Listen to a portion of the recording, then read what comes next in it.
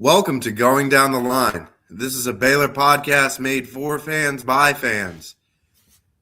I'm Steven from Virginia. That's Chase Gilmer. We're ready to talk about the state of Baylor athletics. Yes, we are. No better place to start than Baylor's heartbreaking 6-point loss to TCU last night. The Bears brought it close in the final minutes, but ultimately couldn't close the deal. Baylor lost to TCU. Chase, what are you thinking about that? Well, first off, I just want to say to everyone, hope y'all are staying warm, hope y'all are staying safe, and hope y'all are listening to our podcast in an area where you've got internet. So hope everyone's all right. But to answer your question, oh man, I think I alluded to this last week, but this team is not going to make the NCAA tournament, unfortunately. In fact, I don't even think they're really going to make any postseason tournament aside from the Big 12 tournament because they're just something with this team is just off. I don't know what it is. I mean, actually, I think there's something that we can allude to, which is when you have to replace your entire roster from last year and the guys that you get just don't gel together that well, yeah, it's not going to be a good time. And I know you and I have been going back and forth on this, and I know where you stand on this and you don't agree with me. That's okay. But Scott Drew is the one that put this team together. And while I'm not saying that this is all on him, I think there has to be something like he has to be a part of the problem, which has to do with the roster management and whoever is in charge of, talent evaluations or trying to get people to come to Baylor that just aren't like meshing or whatever. That has to be something said about that. So I'm tired of losing to TCU, but at this point, this doesn't matter. What matters is just trying to get through this season without any more injuries. And I just didn't think this team is going to make any tournament whatsoever. Well, it's ultimately been a disappointing season. Some of your higher paid players or most expected contributors have been your least contributors. I've certainly been disappointed with a couple of players. It certainly doesn't look like a tournament team. And, ultimately, if they were going to make the tournament, they were going to have to win last night. And they were going to have to start with winning last night, and they did not. TCU still has not lost at Foster Pavilion. That's even more embarrassing than actually losing to TCU. Right. It's certainly been a challenge and a difficulty to get this team to play winning basketball. The defense at times has been really bad, especially against Texas Tech the other night. The offense has not been well-rounded. Baylor has two exemplary, outstanding players, but unfortunately, you need more than that to to compete in the Big 12, and that just hasn't happened. Outside of a road win against Oklahoma State, the Bears have been pretty bad in Big 12 play, and I also think the softness of the non-conference schedule maybe led us to believe that it would be different. Baylor played some games around Christmas where they just beat the brakes off some of these schools. They were top 10 in offense. They were scoring 90-plus points a game, and that just hasn't borne fruit in Big 12 play.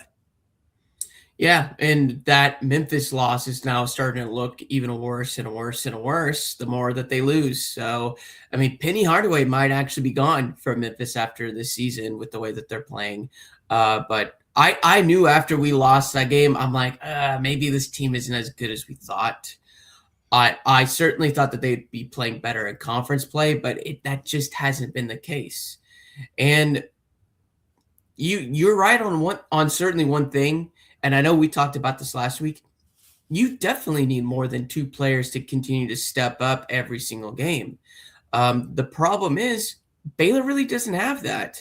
They've gotten inconsistent performances from Obi Agbim, which he was phenomenal last night up until the point he got hurt. But that also shows, the problem with what this team has is that he has those moments where he looks great. Another example of that is when he showed up, or sorry, not showed up. He shot the ball pretty well for like the first 6 minutes against Creighton, and then just kind of was MIA after that. We've gotten inconsistent performances, much more than Agbim, from Dan Skillings, and there's a reason why he was benched. It's because he's inconsistent. Mm-hmm. And then then you've got James Najee, who doesn't even play 1 minute at all, which at the point where we were down 15, maybe you should have put him in.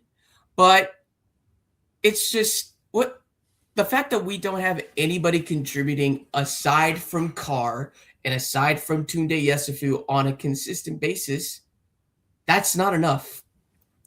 It certainly isn't. And to kind of wrap it into the state of the program, or the state of the athletic department, starting with basketball first, of course. The way I look at it is this is a 1-year blip on the radar. I certainly think they're going to have to add from the portal and from recruiting to kind of turn the fortunes of this thing around.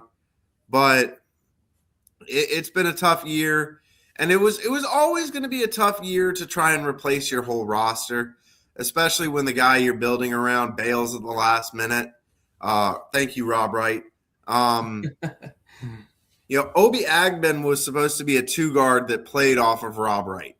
And Baylor turned down offers from high-level players because they thought they were going to keep Rob Wright. And they were going to build this thing around him. And Rob Wright bailed and took the money at BYU. Good for him. But bad for us. And it's certainly been disappointing. And I just want to reset the level of expectations, at least coming out of my mouth, is that Baylor was a down program before Scott Drew showed up. He's won a national championship here. He's allowed to have a bad year. So certainly had higher expectations for the men's team.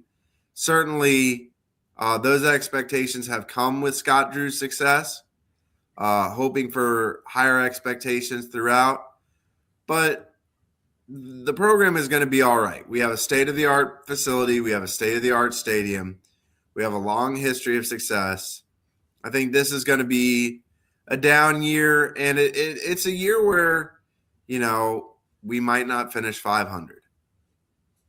Yeah, and just to clarify, I'm not saying that Scott Drew needs to be fired. That's not what I'm saying. What I am saying is that based on the things that have happened, based on the roster management, he does have some blame to put on himself. And I think he would be one of those, he would honestly say that, I should have done better in the offseason. I think he'd be the first person to say that. But to also point out something like with Rob Wright, obviously what he did was scummy. He put us in a really bad situation. But what I don't understand is when he bailed on Baylor to go to BYU, why didn't we do anything else to, as a replacement for that? And I guess I understand that, that maybe there weren't any good replacements out there, but something is better than nothing at this point. And I don't know, like maybe this, like you said, this is a 1 year where we're just not going to do well. But the problem is, and Evan Miyakawa said this the other day, is that this isn't just a 1 year issue. This is a 3-year issue where we continue to just not do well against big matchups. And by that, I mean anyone that's like, ranked, or, places like playing at Kansas or at Texas Tech or at BYU. When you're consistently not winning those games, that's going to continue to just snowball into something worse and worse and worse. And who knows, maybe this problem will be fixed next year. but something needs to be done in order for that to happen. I don't know what the answer to that is. I mean, I do think that there needs to be some cultural resets, maybe an identity reset, but I don't know what the answer is at this point. Well, and I also have a hard time believing that this can all get fixed in 1 year. I certainly think that if they brought the right pieces in from the portal and in the recruiting class, that they could make the tournament next year. But I'm not sure they could go back to being top 15, top 10 next year. Oh, sure, yeah. I think there are some things that can be done in the interim to make this team a little bit better. I think Isaac Williams should be starting at point guard. He played a really good game last night with 21 points. I was really impressed by him. But outside of that, some of these guys who are going to be here, longer than this year have to develop a little bit more. The defense has to get better. And the guys who aren't, this is your time, man. Michael Ratai, guys like that, you got to step up or shut up, Yeah. You've got maybe 10 games left in the season, maybe around that, if you want to get drafted, if you want to play professional ball on any level, you're going to have to start playing a little better. And that starts from within, So the state of the basketball program is certainly not where we'd like it to be. The women's basketball program is top 15, has hovered around there most of the year. It's at least worth noting that Nikki Collin has done an admirable job replacing Kim Mulkey. That team has been good, and really happy and excited with that basketball team and how they've played and the effort they've showed. Been really good for Baylor to have at least one of their basketball programs doing well. Yeah, for sure. And I mean, I have been critical of Nikki Collin in the past. It's probably a bit unfair, especially when you're replacing someone as good as Kim Mulkey was at Baylor. But no, she's done a phenomenal job. And look, I mean, the women's basketball team isn't perfect. I mean, there are times where they rely a little too much on Talia Scott, but it's what they're doing is phenomenal given, the state of the men's basketball program. And,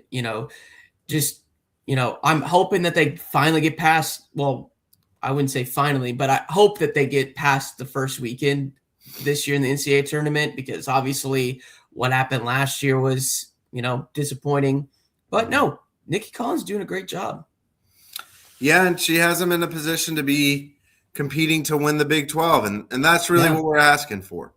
To move on to baseball received a huge financial donation from Chip and Joanna Gaines. It is now Magnolia Field at Baylor Ballpark. I think this is a necessary step for the program. Baylor baseball used to be the one sport at Baylor that was kind of holding the thing together in terms of success. But I think this also kind of makes it a win or go home year for Mitch Thompson. Yeah. To me, Baylor baseball is a bit of a wild card. I don't know what to expect of him this season. But what I do know is if they don't improve on what they did last year, because, last year was the first time that they made any sort of postseason play in 3 years. So if they can't improve on that, then yeah, Mitch Thompson needs to go. And I don't want that to happen, but if we don't have a good year, then it's kind of warranted. But obviously, I mean, you were right that baseball was the one consistent sport that Baylor was good at for such a long time, because Steve Smith was such a great head coach. And then the super regional happened in 2012, where they were one win away from making the College World Series for the first time in 7 years up to that point, and they just choked. Mm-hmm. And it's just kind of gone downhill since then. Mm-hmm. Although, or really, it's been more like a roller coaster ride for the baseball program, because they started off very high, then they cratered, and then was kind of like up and down with Steve Rodriguez. And then for the most part, they've been down with Mitch Thompson, but hopefully they're starting to go back up a little bit, but who knows? But I'm glad that Chip and Joanna did what they did, but it also kind of highlights a problem with not just a baseball team, but just really Baylor's sports or athletic department in general. I don't think that the school has really embraced NIL as much as it should. We've seen that with the football team. We've seen that a little bit with basketball, maybe not as much as, football, but still. But, we never heard anything about what we did with baseball. And, I don't know if I wouldn't say that NIL is an issue, but it's still something where in this era of college sports, that's something that you have to embrace, whether you like it or not. So the fact that this is the first gift that we saw for baseball is kind of like, why didn't this happen sooner? Well, and I'd say that while Baylor baseball wasn't as good under Steve Rodriguez, they had some high draft picks, and some guys get selected high. Steve Smith was certainly one of the better baseball coaches in Baylor history. But I also would say with Mitch Thompson, Baylor was a win or two away from really making some noise and getting into the tournament. And that's fair, yeah. They just didn't win the big games they needed to win down the stretch. So hopefully that progress kind of to the top continues this year. I'd say that the elephant in the room that we're not speaking about right now is Doug McNamee and his leadership of the Baylor athletic department now. He has a huge background in fundraising. He has a huge background with Field and Stream, and he has a huge background with Magnolia. He's been at Baylor. I think his willingness to lead the Baylor program in the future of college athletics comes with fundraising and comes with, NIL and the ability to make that happen. So as we've talked about with three of the sports, now it's time to talk about the big one, football. Baylor obviously brought back Dave Aranda. As we've talked about many times on this show, they have given him the resources necessary to build a team capable of winning. The Big 12 schedule has come out, which we're not really going to discuss today. But there's really a possibility of a hot start to the Bears early.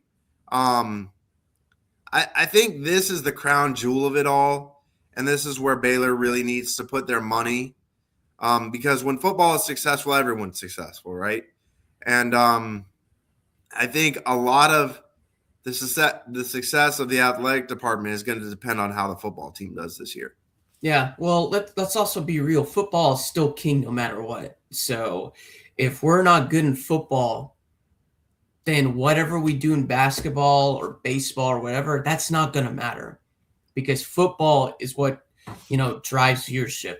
Football is what, gives Baylor its most money from, the sports television deals and everything like that. So whatever we do with basketball, baseball, acrobatics and tumbling, whatever, it does not matter. What matters is football.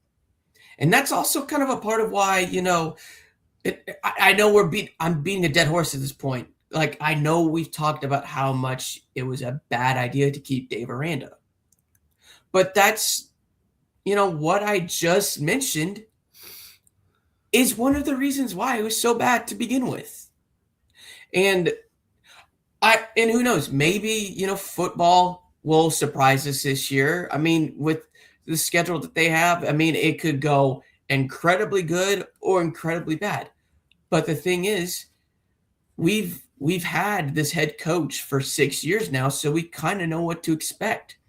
And that is below expectations. That's why we kind of put those big expectations on them this year, because we're tired of that. And I think Doug McNamee understands that. So I'm happy that we got him. He needs to put his expertise to the test, and I know he will. But at this point, it's like you said, it's put up or shut up. Mm-hmm. We can't have another bad season just for us to keep this going for another year. Yeah, and I think that once you're on the hot seat, it's very hard to coach yourself off of it. Baylor would really need to win 8 games this year at least, and then win 8 or more again the next year, and then continue to do that for Dave Aranda to really be entrenched as a figure at Baylor. Do I see that happening? Not really. Not really.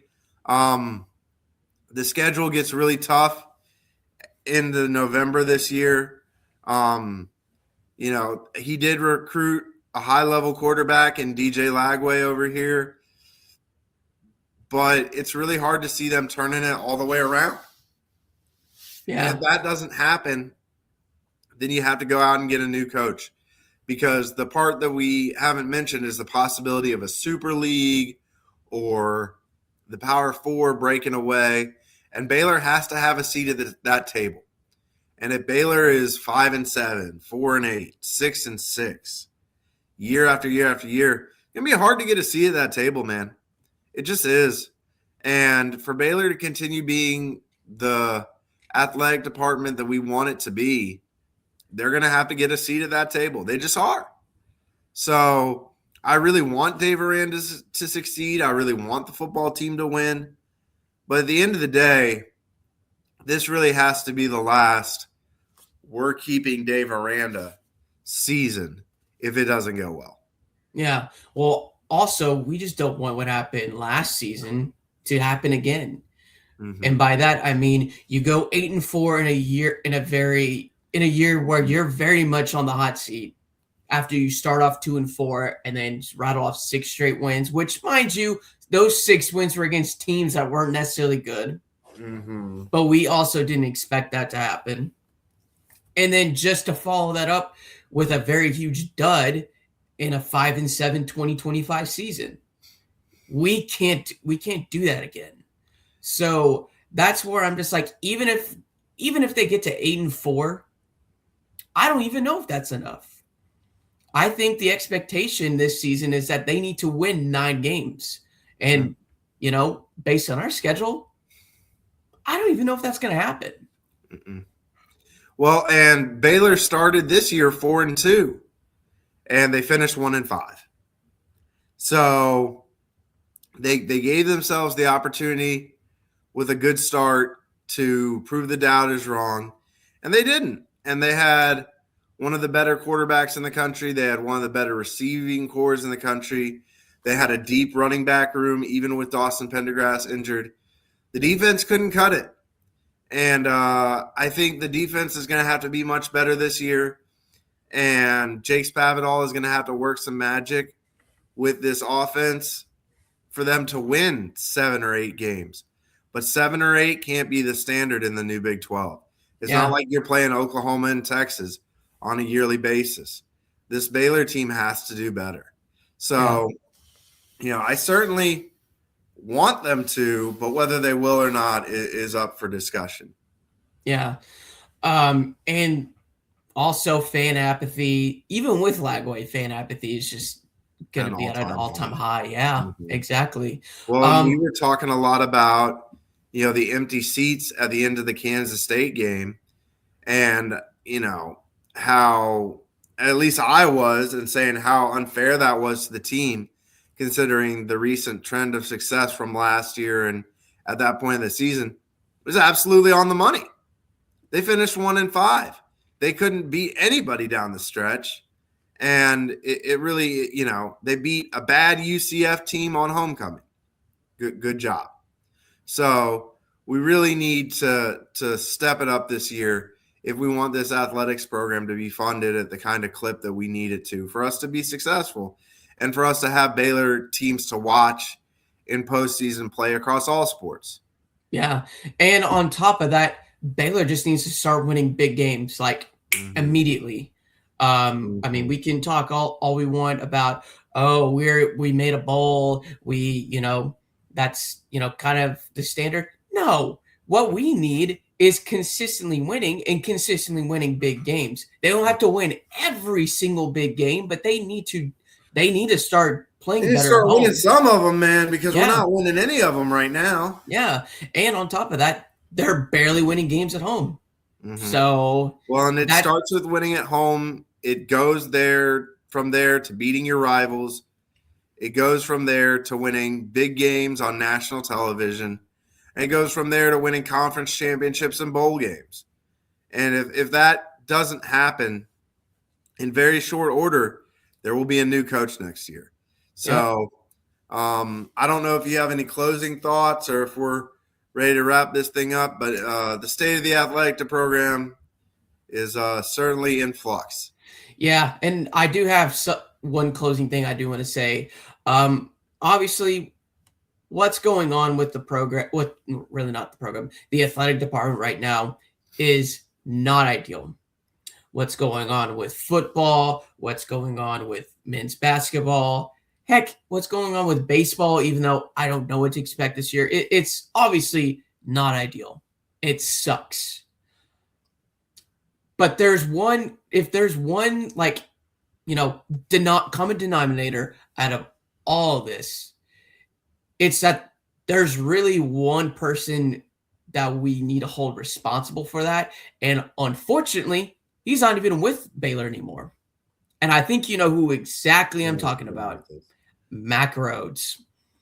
I don't necessarily put a lot of blame on him for what's happened with basketball and baseball, although I wish, there was more of a sense of urgency with NIL for those two sports, especially for football, but those two sports specifically when it came to him.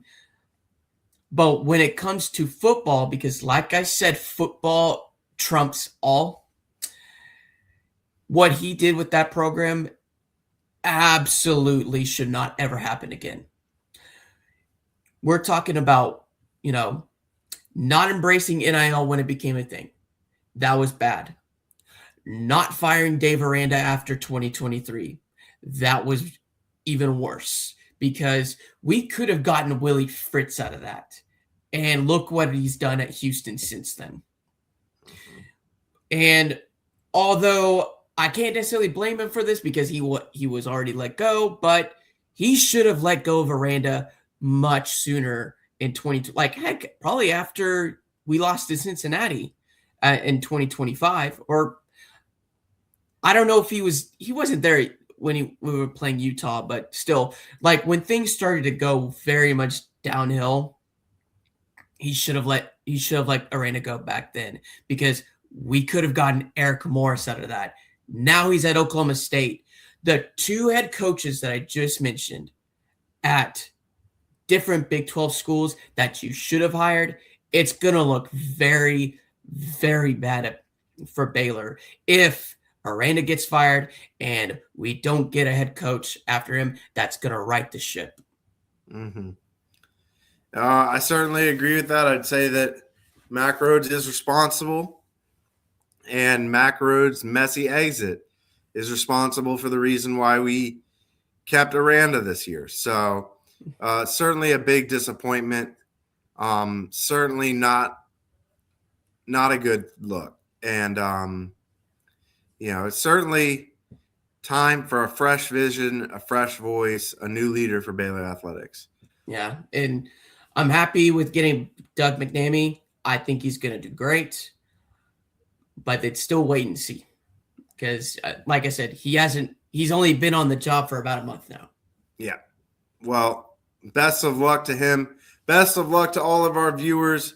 The winter storm is here. It is storming. Please stay safe and stay warm. With that, we're going to say sick 'em Bears and later, guys. Sick and Bears. See y'all next time. Bears.